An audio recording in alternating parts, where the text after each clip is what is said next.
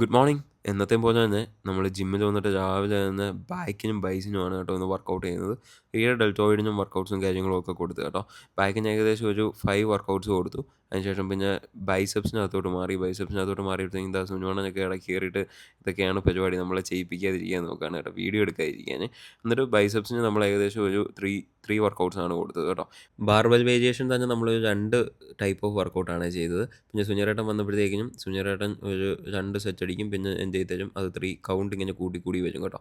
അങ്ങനെയുള്ള ഒരു 15 റെപ്സ് വരുന്ന ഒരു വർക്കൗട്ട് ചെയ്തു. പിന്നെ അതിന് ശേഷം നമ്മൾ കോൺസെൻട്രേഷൻ കേർസ് ചെയ്ത് എന്നിട്ട് ഫങ്കീസിൽ വന്നിട്ട് നമ്മൾ റോബസ്റ്റ പഴവും സുനിയേട്ടൻ ഒരു സുഗിയനും ഒക്കെ വാങ്ങി കഴിച്ചു. വീട്ടിൽ വന്നിട്ട് ഞാൻ മുട്ടയുടെ മഞ്ഞ സെപ്പറേറ്റ് ആക്കിയിട്ട് ആ വെള്ളയെല്ലാം ആദ്യം കഴിച്ചേ. അതിന് ശേഷം നമ്മുടെ വീഡിയോ എടുക്കാൻ വേണ്ടിയിട്ട് ചപ്പാത്തി ഒക്കെ ആയിട്ട് കഴിച്ചു. പിന്നെ ഞാൻ കുളിച്ച് റെഡിയായിട്ട് നമുക്കൊരു വഴി വരെ പോകണമായിരുന്നു.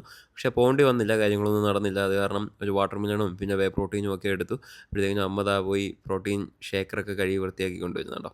എന്നിട്ട് ഞാൻ ഉച്ചക്കത്തേക്കുള്ള ഫുഡും കാര്യങ്ങളൊക്കെ വേ ചെയ്തിട്ട് ഞാനത് കഴിച്ചു കേട്ടോ. ചിക്കൻ ബ്രസ്റ്റ് 50 ഗ്രാമാണ് എടുത്തത്.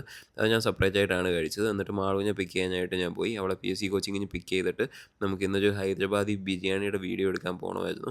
അത് റോഡ് സൈഡിൽ വെച്ച് തന്നെ വിൽക്കുന്ന ഒരു ബിരിയാണിയാണ്. തിരിച്ച് ശ്രീലക്ഷ്മിയിൽ വന്നിട്ട് അവളൊരു ഷാർജ കുടിച്ചു. ഞാൻ എന്താ പീനട്ടൊക്കെ കഴിച്ചു കേട്ടോ. പിന്നെ വീട്ടിൽ വന്നപ്പോഴത്തേക്കും അതിലൂടെ ഒരു ചായയൊക്കെ കുടിച്ചു. അതിനുശേഷം ഞങ്ങൾ അവിടെ കുറച്ച് സമയം എല്ലാവരും കൂടെ സംസാരിച്ചിരുന്നു കേട്ടോ.